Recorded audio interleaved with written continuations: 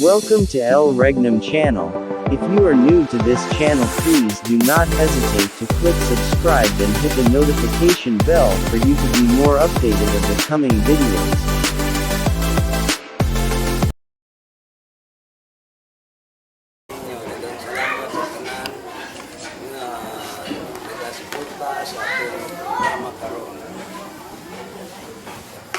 Salamat kanyang tanan na wala mo ito malimot kaya aron magpadayon ang atong program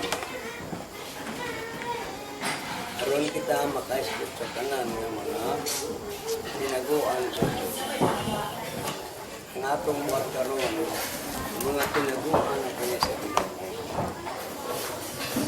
mga tinago kani nga dugay na kaayo niya ito pang pagkasala niya dahil gitaguan kani sa Diyos. Ipakita kani pinaagi sa damgo dito ni Nabucodonosor nga adunay 5 kagingharian nga moabot sa kalibutan. Ngani ni ang ikalima wala pa. Pero matuman tungod kay anha man makita nato sa tiil o sa mga tudlo sa tiil nga mo ang yutang kulunon o ang puthaw. Kung akong pangitaon sa kalibutan karon ang yutang kulunon o kanang puthaw giingon kana nga adunay duha ka nasod sa sulod ninyo ug ang duha ka katawhan pagapainon sa sulod sa imong ginawan ug ang usa ka katawhan labing malig-on kaysa usa ka katawhan ug ang magulang mag-alagad sa manghod. Muna atong pangitaon karon. Kon hain aning duha ka nasod nga puthaw ug yutang kulunon ibutang ang gingharian.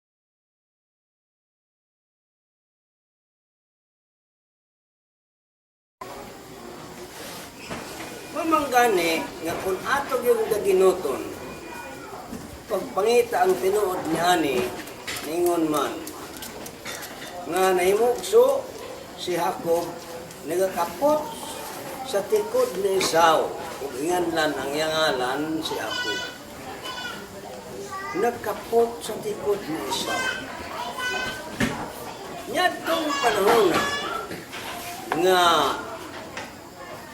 gihatag na sa Diyos karang pagdiskubre sa duha ka nasod nga Espanya ang nakadiskubre. Si Magellan nga gikan sa Espanya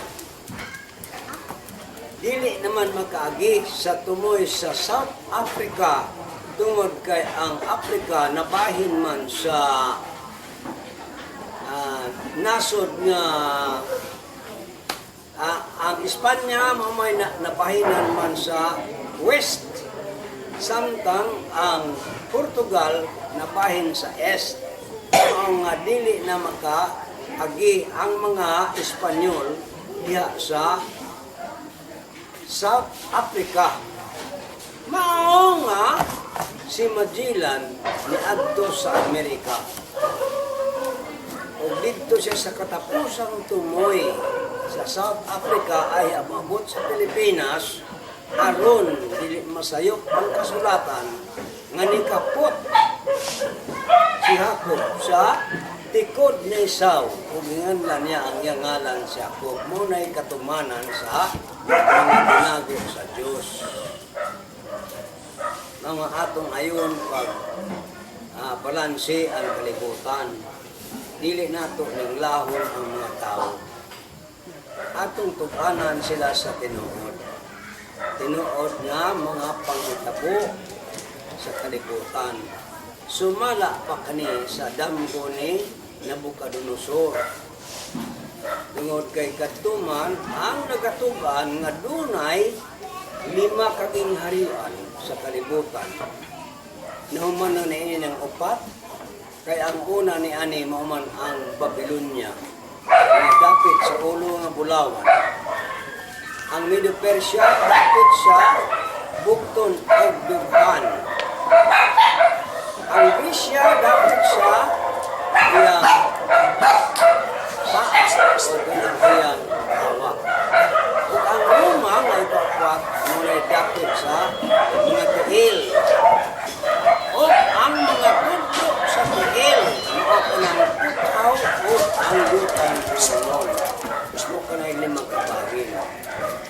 Mga kung atong kanaan anak karon, kinahanglan ipahimugso anak, ipahimugso. Kaya ningon man, ug ang laking kanding, nagpadako siyang kaugalingon, ug sa di ang kusgano na siya, ang iyang sungay na bunggo. Ug ilis kaniya, may gula ang 4 ka mga taw-taw nga sungay, paingon sa 4 ka mga hulungawan sa hangin sa langit. Apan wala makagawas ini diretso ang 4 tungod kay wala pa man makahari ng Roma. Pag-abot sa tuig 168 BC, nagsugod ang Roma sa paghari sa kalibutan. O nilungtad ang iyang gingharian sulod sa 644 katuig. O nahanaw ka na nga walay gubat nga nakaingon kay giingon man nga walay kamot nga manghilabot niadtong 476 AD nahanaw ang gingharian sa Roma. Dito dahil nagimaw ang 4 ka mga taw-taw nga sungay. Kanang 4 ka mga taw-taw nga sungay mao kanang 4 ka imperyo. Imperyo sa Rusya, Ottoman, Austro-Hungary o German Empire. Mao kanay 4 ka imperyo. Gikan sa usa kanila, miturok ang usa ka gamay nga sungay nga mitubo sa hilabyang pagkadako, paingon sa habagatan, paingon sa silangan o paingon sa mahimayong yuta. Mukha na ang panagna siya sa padaang kasulatan. Ang una ni ana ang habagatan, ang ikaduha ni ana silangan, o ang ikatulo mao ang mahimayang yuta. Nga nadiskubre gid sa Espanya. Tungod kay mo mamangkana ang gamay nga sungay nga miturok gikan sa usa ni anang 4 nga mao ang Germany. Kay kanang Espanya sakop man sa Germany kay naamang kana sa Europe ang Espanya. Mao kana ang nakaabot sa Amerika, nakaabot sa Pilipinas o nakaabot sa bulan. Mo kana ang tulo ka discovery.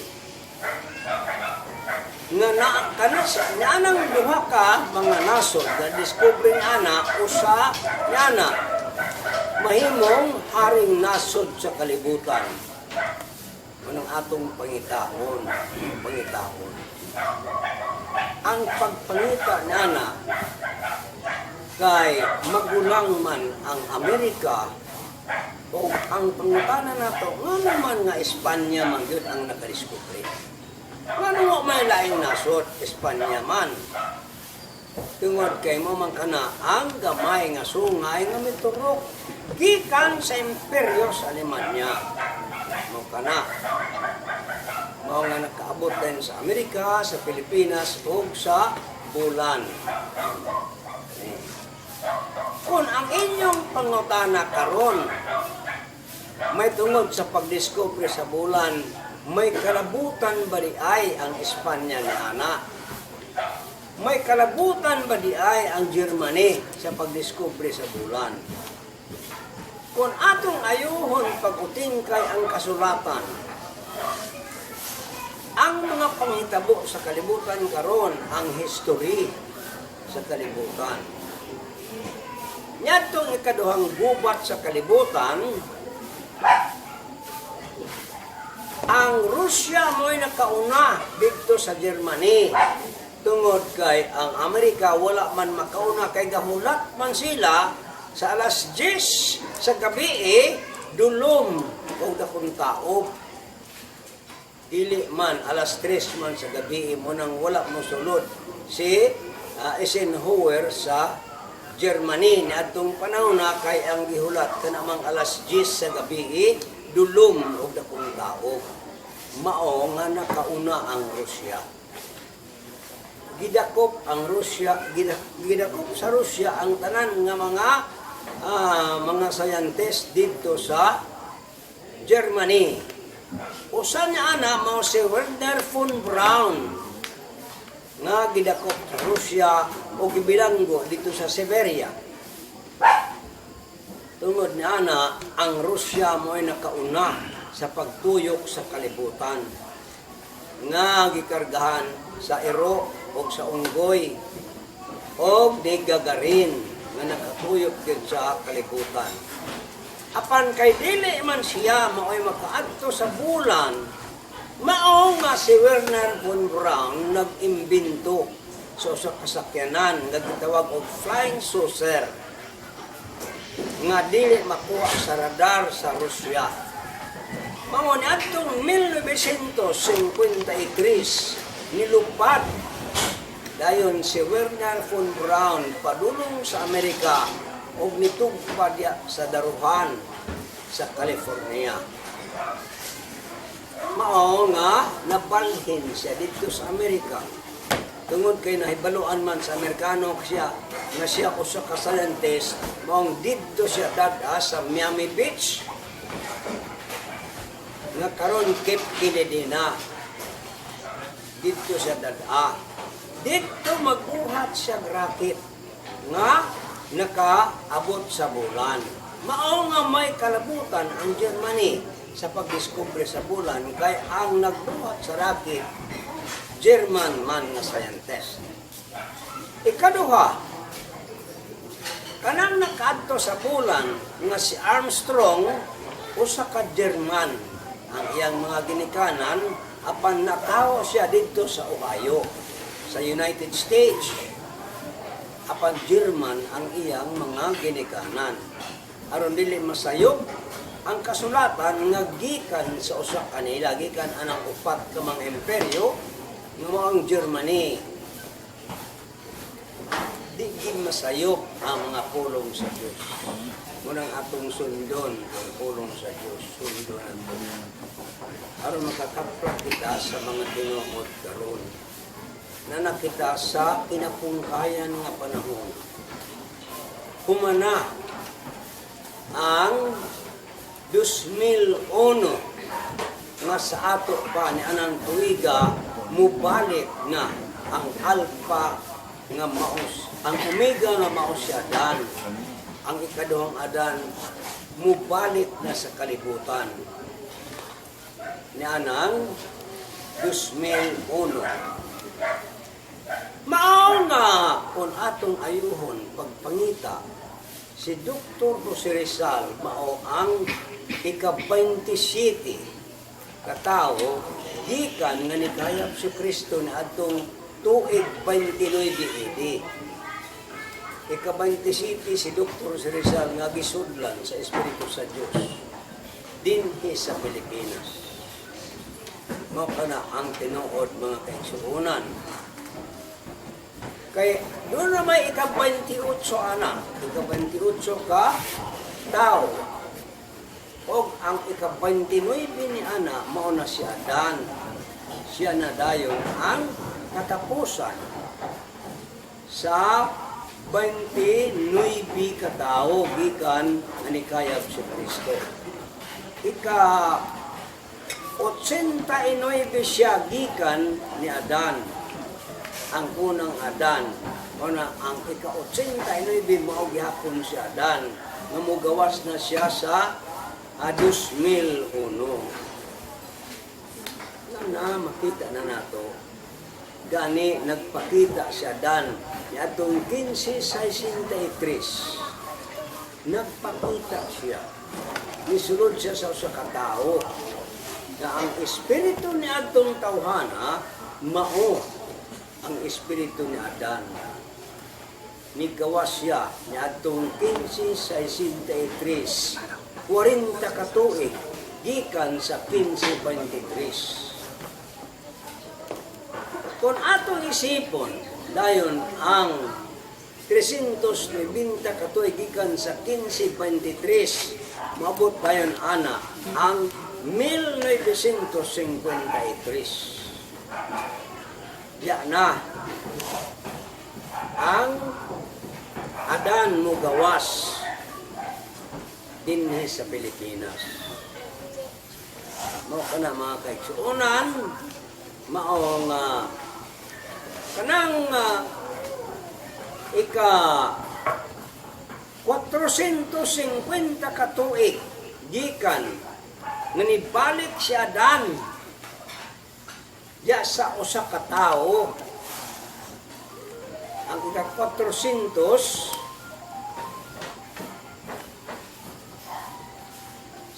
ka tuig mao dayon kanang 2013. Kanang 2013 mao kana ang ika 490 ka tuig sumala pa sa sukod sa Dios nga kapituan ka semana. Munay sukod unang atog yung ayuhon pagpangita ang kamatuoran sumala sa sukod ay kamo paglapas ng mga sukod sa kalibutan. Kay dunay mga sukod sa Dios. Gani ang pagkaymugso ni Kristo nahimutang sa sukod nga 490 kay ingon man nga kapituan kasimana mo'y taghal ibabaw sa imong katawan o sa imong baraan nga syudad sa paghuman sa kalapasan o sa pagtapos sa mga sala. Kapituan kasimana.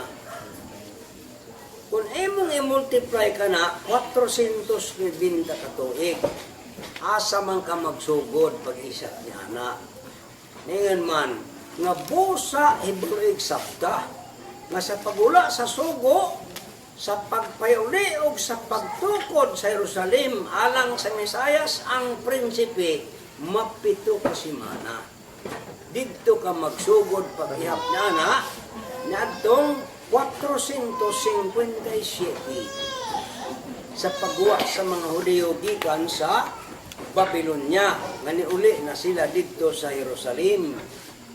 Diya ka magsugod pag-isip na ng 490 ka tuig. Mao nga imong isipon una diha ang mapito ka semana. Ato pa 49 ka tuig. Dunay 49 ka tuig. Kung imong isubtract ang 49 ka tuig gikan sa 457, dunay tubag ana nga 408. Kung imong ipon ang 62 ka semana nga mao ang 434.